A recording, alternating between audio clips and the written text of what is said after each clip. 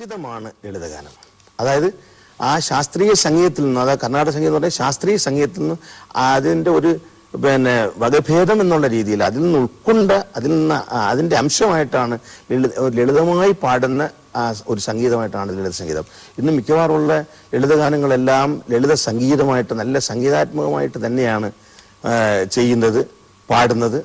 അങ്ങനെ ഇന്ന് വേദികളിലെല്ലാം ഭയങ്കരമായ അതിപ്രസരം. യഥാർത്ഥ ക്ലാസിക്കൽ, ഞാൻ പല മത്സരങ്ങളിലും വേദിയിൽ ചെല്ലുമ്പോഴും പലരും പറഞ്ഞിട്ടുണ്ട് അത് ശാസ്ത്രീയത കൂടിപ്പോയി, പക്ഷേ ഇന്ന് കേൾക്കുന്ന സംഗീതം എല്ലാം മിക്കവാറും ഉള്ള ലളിത സംഗീതങ്ങളെല്ലാം സെമി ക്ലാസിക്കൽ, അതായത് സെമി ക്ലാസിക്കൽ എന്നാണ്. ലൈറ്റ് സോങ് എന്ന് പറയുന്നെങ്കിൽ സെമി ക്ലാസിക്കലായിട്ട്.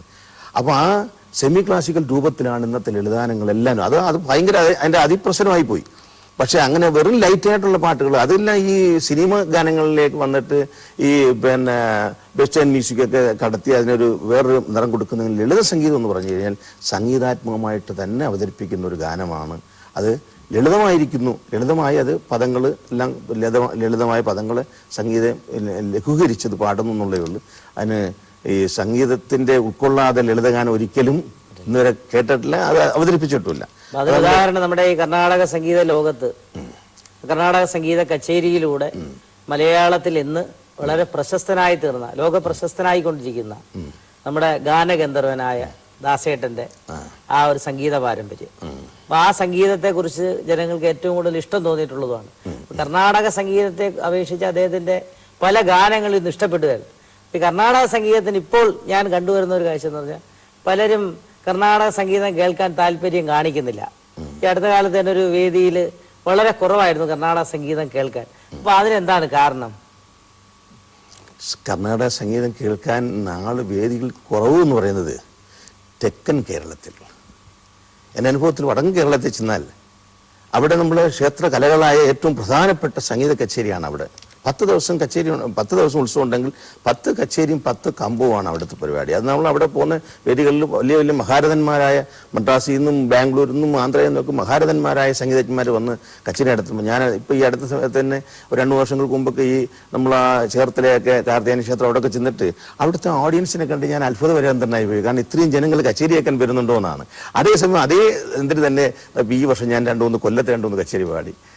വിരലിൽ എണ്ണാവുന്ന 3-4 പേരൊക്കെ ആയിരുന്നു കച്ചേരി. അതേസമയം അവിടെ ജനങ്ങളാണ് അത് കേൾക്കാൻ സംഗീതം വരികയും അതുപോലെ തന്നെ നമ്മൾ പാടിക്കൊണ്ടിരിക്കുമ്പം സദസ്സിൽ നിന്ന് തന്നെ പക്കാലപാട് അവർക്ക് യഥാർത്ഥം അറിയാമോ എന്തോ അറിഞ്ഞൂടാ, നഗമോ വെക്കട്ടെ, ക്ഷീരസാഗര പാടുന്നൊക്കെ ഇങ്ങനെ തുണ്ടുകൾ വരികയും വിളിച്ചു പറയും ചെയ്ത് അവർ നമ്മൾ ആവേശം തരുന്ന ഒരു സാഹചര്യമാണ് നമുക്ക് വടക്കൻ കേരളത്തിൽ കാണാൻ കഴിയുന്നത്. തെക്കൻ കേരളത്തിലൊക്കെ വളരെ അപൂർവമാണ്. എങ്ങനെയെങ്കിലും പാടി അങ്ങ് തീർന്നില്ലയുടെ എന്ന് ചോദിക്കുന്നൊരവസ്ഥയാണ്. അതന്നെ ഇപ്പോൾ ഈ അടുത്ത സമയത്ത് തന്നെ ഞാനൊരു സ്റ്റേജിലോട്ട് പോകുമ്പോൾ തന്നെ സൈഡിന് കുറേ ചെറുപ്പക്കാരെന്നിട്ട് ഞങ്ങളിവിടെ നിൽപ്പണ്ടേ, ഇത് ഞങ്ങളെ കൊണ്ടൊന്ന് ശ്രദ്ധിച്ചുകൊണ്ടേന്ന്. കാരണം അവർക്ക് ലളിതഗാനം കേട്ടാൽ മതി, ശാസ്ത്രീയതയ്ക്കല്ല അവർക്ക്. പക്ഷെ വടക്കൻ കേരളത്തിലല്ല, ലളിതഗാനം പാടാൻ ഒരുങ്ങുമ്പോൾ അവർ പറയും ഞങ്ങൾക്ക് ശാസ്ത്രീയമായിട്ട് പക്കാല കേൾക്കണം, നഗമു കേൾക്കണം, വാതാവി കേൾക്കണം, ക്ഷീരസാഗര കേൾക്കണം, ഇങ്ങനെ വിളിച്ചു പറഞ്ഞ് ഇവിടെയൊക്കെ 1 മണിക്കൂർ, 1.5 മണിക്കൂർ, 2 മണിക്കൂർ പാടുമ്പോൾ വടക്കൻ കേരളത്തിലൊക്കെ പോയി കഴിഞ്ഞാൽ 3 മണിക്കൂർ, 4 മണിക്കൂർ, 5 മണിക്കൂർ വരെ പാടിയ സ്റ്റേജുകളുണ്ട് എൻ്റെ അനുഭവത്തിൽ. അപ്പോൾ അങ്ങനെ സംഗീതം ആസ്വദിക്കുന്നവരില്ല എന്നല്ല, ഉണ്ട്. പക്ഷെ ഇവിടെ വടക്കുന്നൊക്കെ ധാരാളം ഇവിടെ വന്ന് ഈ നാടകക്കാരും ഈ വിൽപ്പാട്ടുകാരും ഗാനമേളക്കാരും ഒക്കെ നമ്മുടെ കൊല്ലം ജില്ല, തിരുവനന്തപുരം ജില്ലയിലേക്ക് കിടന്ന് ഇഷ്ടം പോലെ അവർ ജീവിക്കുന്നു. പക്ഷേ അവർക്ക് വടക്കൻ ജില്ലയിലോട്ട് ചെന്ന് കഴിഞ്ഞാൽ, വടക്കൻ കേരളത്തിലോട്ട് ചെന്ന് കഴിഞ്ഞാൽ അവർക്കൊന്നും അവിടെ അവരെ കൊച്ചിൻ ചിദാനന്ദ കോഴിക്കോട് സംഗമം എന്ന് പറഞ്ഞാൽ അവിടെ ആർക്കും അറിഞ്ഞൂടാ. പക്ഷേ കൊല്ലത്തൊക്കെയാണ് ഏറ്റവും കൂടുതൽ ഞാൻ കൊല്ലക്കാരനാണ്. അപ്പോൾ ഏറ്റവും കൂടുതൽ കൊല്ലത്താണ്. അൻസാർ ലോഡ്ജ് എന്നും പറഞ്ഞ അവിടെ ഒരു ലോഡ്ജുണ്ട്. ആ ലോഡ്ജ് ചെന്നാൽ അറിയാം കേരളത്തിൽ എത്ര നാടക ഗ്രൂപ്പുകളുണ്ട്, എത്ര ഗാനമേള ഗ്രൂപ്പുകളുണ്ട്, എത്ര ഗാതികന്മാരുണ്ട്, എത്ര സംഗീതജ്ഞന്മാരുണ്ടെന്നെല്ലാം അവിടെ ചെന്നാൽ ഇങ്ങനെ അടുക്കി വെച്ചേക്കുകയാണ്. അപ്പോൾ അങ്ങനെ കലാകാരന്മാരൊരു ധാരാളം വന്ന് ജീവിക്കുന്നൊരു കാലഘട്ടത്തിൽ സംഗീതത്തിന് പ്രാധാന്യമില്ലെന്നോ, സംഗീതം ആസ്വദിക്കുന്നില്ലെന്നോ, സംഗീതം മൂല്യച്യുതി സംഭവിക്കുന്നൊന്നും പറഞ്ഞിട്ട് കാര്യമില്ല. പക്ഷേ ഇല്ലയെന്ന് പറയുന്നില്ല, ഉണ്ട്. തിരുവനന്തപുരത്തെ സംബന്ധിച്ചോ കൊല്ലത്തെ സംബന്ധിച്ചൊക്കെ നമ്മൾ പാടാൻ ചെയ്തു കഴിഞ്ഞാൽ വളരെ വിരളമായ ജനങ്ങൾ, വളരെ കുറച്ച് മാത്രം. അപ്പോൾ നമ്മുടെ ഈ കർണാടക സംഗീത രാഗങ്ങൾ, അപ്പോൾ ഓരോ സംഗീതജ്ഞരും അവരുടേതായിട്ടുള്ളൊരു പ്രത്യേക രാഗങ്ങളുണ്ട്. അപ്പം അങ്ങനെയുള്ളൊരു പ്രത്യേക രാഗത്തിൽ വല്ലോ താല്പര്യം എനിക്ക് ഉണ്ടായിട്ടുണ്ടോ? ഇപ്പം ചിലർ മോഹനം, ചിലർ കല്യാണി, ചിലർക്ക് ശങ്കരാഭരണം, അങ്ങനെ ഒരു പ്രത്യേക രാഗ വാസന അവരുടെ മനോധർമ്മം അനുസരിച്ചാണ് അവരത് പാടുന്നത്. അപ്പം അങ്ങനെയുള്ള ഒരു മനോധർമ്മം അനുസരിച്ചുള്ള ഒരു രാഗത്തെക്കുറിച്ച് എല്ലാ രാഗങ്ങളും ഇഷ്ടമാണ്. എന്നാൽ അങ്ങനെ ഏറ്റവും ഇഷ്ടപ്പെട്ട ഒരു രാഗത്തിലുള്ള ഉണ്ട്. ഓരോ രാഗത്തിനും അതിൻ്റെതായ രഞ്ജകത്വവും അതിൻ്റെതായ ജീവസത്തയും ആ ഓരോ രാഗത്തിലും നിറഞ്ഞു നിൽക്കുകയാണ്, ദൈവിക അംശം നിറഞ്ഞു നിൽക്കുകയാണ്. ഇപ്പം തന്നെ നമ്മൾ പ്രസിദ്ധനായ സംഗീത ചക്രവർത്തിയായി എന്ന് നമ്മളെ ബാലമുരളീകൃഷ്ണ സാറ് തന്നെ അദ്ദേഹം തന്നെ ഓരോ രാഗങ്ങളിങ്ങനെ ഓരോ ദിവസവും അദ്ദേഹത്തിന്റെ മനസ്സിലിങ്ങനെ ഓരോ രാഗങ്ങൾ സൃഷ്ടിച്ചുകൊണ്ടിരിക്കുകയാണ്. അപ്പോൾ അങ്ങനെ രാഗങ്ങൾ ഒരുപാടും പുനർജനിച്ചു വരുന്നുവെങ്കിൽ പോലും ഏത് രാഗം ഇഷ്ടം എന്ന് ചോദിച്ചാൽ പറയാൻ കഴിയുന്നില്ല. കാരണം എല്ലാ രാഗങ്ങളും ഇഷ്ടമാണ്. പക്ഷെ നമ്മളിപ്പോൾ ഓരോ ക്ഷേത്രത്തിൽ ചെല്ലുമ്പോൾ ഓരോ ക്ഷേത്രത്തെ പ്രകീർത്തിച്ചുകൊണ്ട് ആ ഓഡിയൻസിനെ ആ സദസ്സിനെ മനസ്സിലാക്കിക്കൊണ്ട് പാടുമ്പോൾ അവിടെ നമ്മൾ രാഗത്തിനല്ല പ്രാധാന്യം, ജനങ്ങളെയാണ്,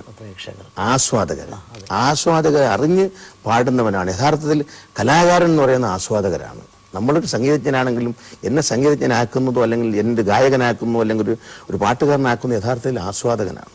അവരുടെ ആസ്വാദന ശേഷിയാണ് നമ്മൾക്ക്. അവർ കൈയടിച്ചാൽ നമ്മൾ വിജയിച്ചു എന്നാണ്, അവർ കൂവിയാൽ നമ്മൾ മോശക്കാരൻ. അപ്പം ഒരു കലാകാരനെ അല്ലാതാക്കാനും കലാകാരനാക്കാനും ആസ്വാദകരാണ് ഏറ്റവും വലിയ ലോകത്തിലെ ഏറ്റവും വലിയ കലാകാരന്മാർ. അപ്പം അവരുടെ ഇഷ്ടം നോക്കി നമ്മളങ്ങ് പാടുക. അപ്പം എന്നാലും കല്യാണിയൊക്കെ വളരെ ഇഷ്ടമാണ്. കല്യാണി രാഗം, സിമേന്ദ്ര മധ്യം രാഗം, ഞാൻ സിമേന്ദ്ര മധ്യമൊക്കെ ധാരാളം പാടിയിട്ടുണ്ട്. അതുപോലെ മോഹനം, ശങ്കരാഭരണം, പന്തോരാളി, ഇങ്ങനെയൊക്കെ ഉള്ള മിക്കവാറുള്ള രാഗങ്ങൾ പഴയ കാലഘട്ടത്തില് ഞാൻ കേട്ടു വന്നൊരു സംഭവമാണ്. ഈ രാഗം പാടുന്നതിനൊരു പ്രത്യേക കാലഗണനയുണ്ട്. പിന്നെ രാഗം ഇന്ന സമയത്തെ പാടാവൂ എന്ന് കണ്ടുവരുന്നുണ്ട്. പക്ഷെ അതിനൊരു വ്യത്യസ്തമായിട്ട് നമ്മളിപ്പോ ഈ കഥകളി പദങ്ങൾ പഴയ കാലത്ത് ശുദ്ധമായിട്ടല്ലായിരുന്നു. അത് കേൾക്കുമ്പോൾ തന്നെ നമുക്കൊരു വെറുപ്പായിരുന്നു. എന്നാൽ കലാമണ്ഡലം ഹൈദരാലി, കലാമണ്ഡലം ഹരിദാസ് തുടങ്ങിയ മഹാന്മാർ പാടി തുടങ്ങിയപ്പോഴത്തേക്ക് കഥകളി പദങ്ങൾ ഇഷ്ടപ്പെടാൻ തുടങ്ങി.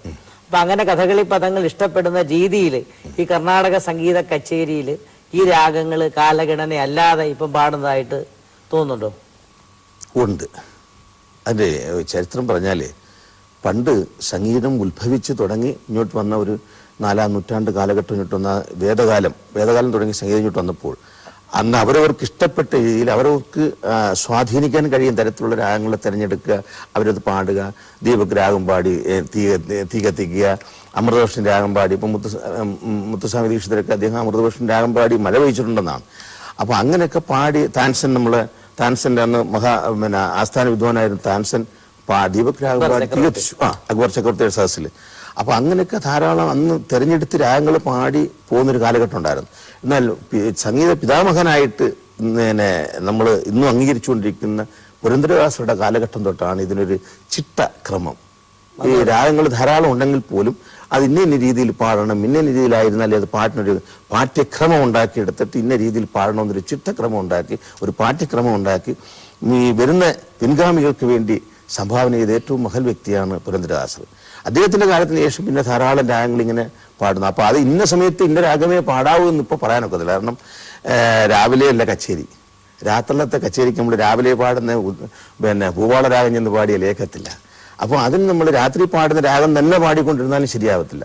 അപ്പം നമ്മളിപ്പോൾ രാത്രി പാടുമ്പം ഭൂപാള രാഗം പാടാറുണ്ട്, ഗാംഭോജ് രാഗം പാടാറുണ്ട്, പന്തുരാ